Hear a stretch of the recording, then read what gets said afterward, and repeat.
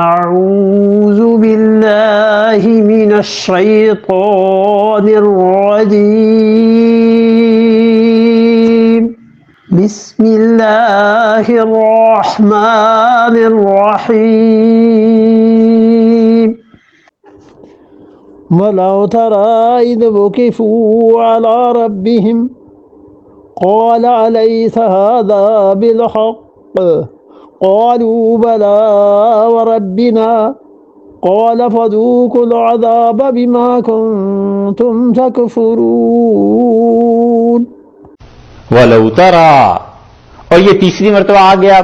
دو مرتبہ پہلے گزر گئے یہ الفاظ، تیسری مرتبہ وَلَوْ تَرَى، اور کاش کہ تو دیکھے، کبھی آپ دیکھیں، اِذْ وُقِفُوا عَلَى رَبِّهِمْ، جب یہ اپنے پروردگار کے سامنے روک دیے جائیں گے، تیرے پروردگار کے سامنے انہیں پیش کیا جائے گا. ایک ترجمہ. دوسرا ترجمہ یہ کیا گیا ہے کہ اللہ کا حکم جب ہوگا تو اللہ کے حکم پر روک دیے جائیں گے. تیسرا یہ کیا گیا ہے کہ اللہ کے جو فرشتے عذاب دینے والے ہیں ان کے پاس چونکہ روکے جائیں گے عذاب کے لیے، تو اللہ تعالیٰ نے اس کی نسبت اپنی طرف کر دی. وَلَوْ تَرَى إِذْ وُقِفُوا عَلَى رَبِّهِمْ، اور کاش دیکھے جس وقت ان کو کھڑا کیا ہے ان کے رب کے سامنے. قَالَ، اللہ نے کہا، أَلَيْسَ هَذَا بِالْحَقِّ، کیا یہ سچ نہیں ہے؟ یہ جو زندگی ہے اب، یہ جو کچھ تم دیکھ رہے ہو قیامت کو، اوپر قیامت کو جھٹلایا نا کہ وَمَا نَحْنُ بِمَبْعُوثِينَ، ہمیں تو اٹھایا ہی نہیں جائے گا. قَالَ أَلَيْسَ هَذَا بِالْحَقِّ، اللہ نے کہا کیا یہ سچ نہیں ہے؟ قیامت آ گئی یا نہیں؟ قالوا بلا، بولے اور کہنے لگے کیوں نہیں، وَرَبِّنَا، اور قسم ہے ہمارے پروردگار کی یہ قیامت آ گئی. اب بولے ہیں، پہلے جھوٹ بولا، اللہ نے ان کو روک لیا، پھر ان سے سچ اگلوایا، سچ بولے، اب اللہ کے سامنے کھڑے ہیں. قالوا بلا، اللہ نے کہا یہ قیامت سچ ہے یا نہیں؟ قالوا بلا، کہتے ہیں کیوں نہیں، وَرَبِّنَا، اور پروردگار تیری قسم یہ سچ ہے. اچھا یہ سچ ہے تو قال فذوقوا العذاب بما کنتم تکفرون، تو اب چکھو عذاب کا مزہ، بدلہ اپنے کفر کا، جو تم کفر کرتے رہے یہ اس کی سزا اب بھگتو.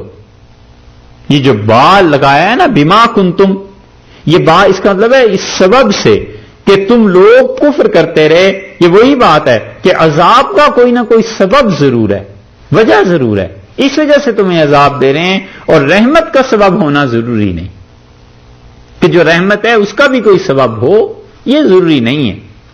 اس لیے فرمایا ہے کہ ان مشرکوں کا یہ حشر ہوگا. تو 3 مرتبہ یہ لفظ آیا ہے وَلَوْ تَرَى کا. ایک آیا یہ آیت نمبر 30 میں، اور ایک آیا آیت نمبر 27 میں، اور پیچھے کہاں آیا ہے یہ آپ بتائیے ہیں؟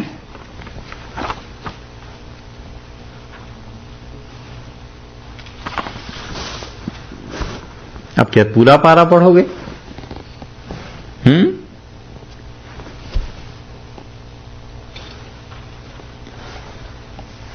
30 میں آیا ہے، ٹھیک ہے، اس سے پیچھے 27 میں آیا ہے،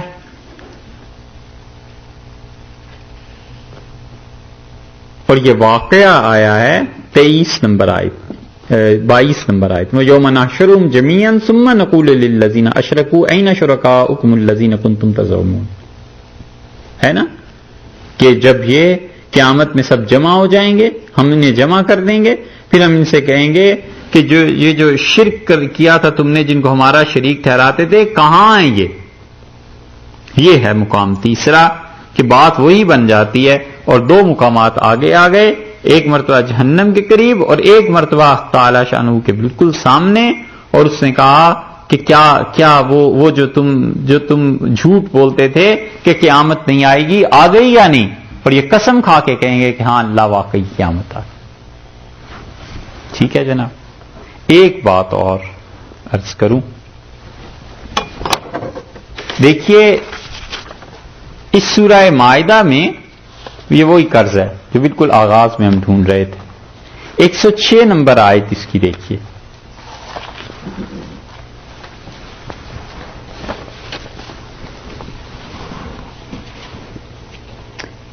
یا ایھا الذین آمنوا شہادۃ بینکم اذا حضر احدکم الموت حین الوصیۃ اثنان ذوا عدل منکم، اے ایمان والو جب کسی کی موت آ رہی ہے اور گواہوں کو مقرر کرنا ہے تو وہ وصیت کے لیے وہ دو وصی مقرر کرے اپنے معتبر شخص، او آخران من غیرکم، یا دو اور ہوں جو تمہارے دین کے علاوہ کوئی اور ہوں، یعنی کافر ہوں، انہیں بھی مقرر کیا جا سکتا ہے.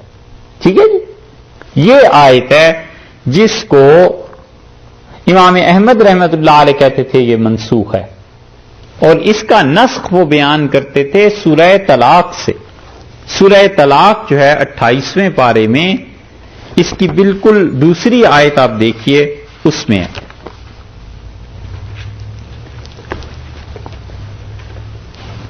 اللہ تعالی نے فرمایا ہے 28ویں پارے میں 65 نمبر سورت ہے 65، اور آیت نمبر ہے اس کی 2.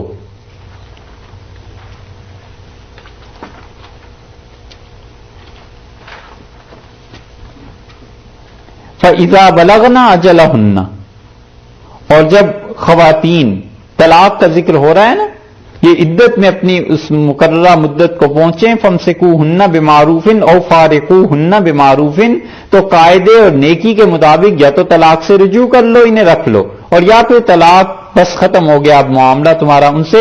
وَشْهِدُوا، اور گواہ بناؤ، ذَوَيْ عَدْلٍ مِّنكُمْ، تم میں سے جو دو آدمی ہوں مسلمان معتبر، جو دو آدمی بھی ہیں ان کو مسلمانوں کو گواہ بنا لو.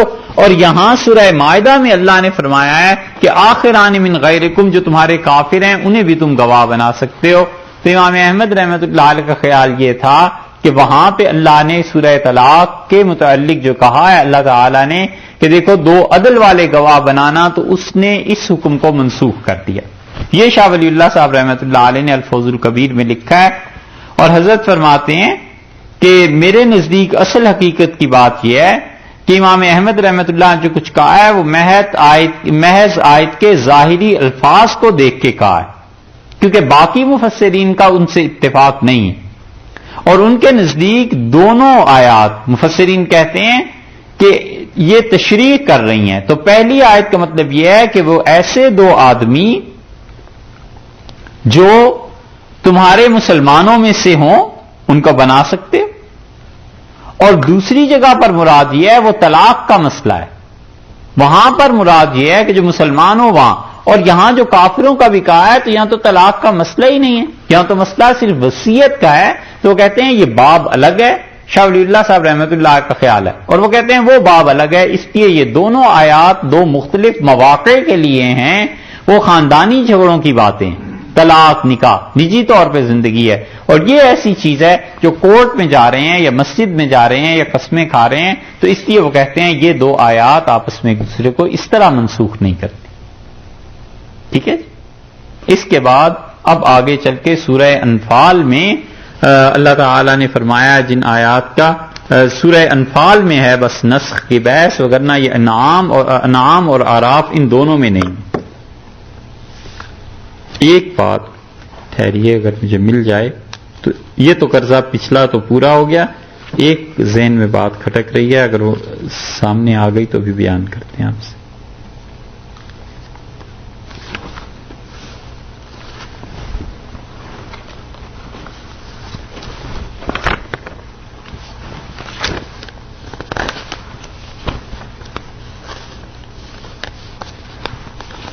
نویں پارے میں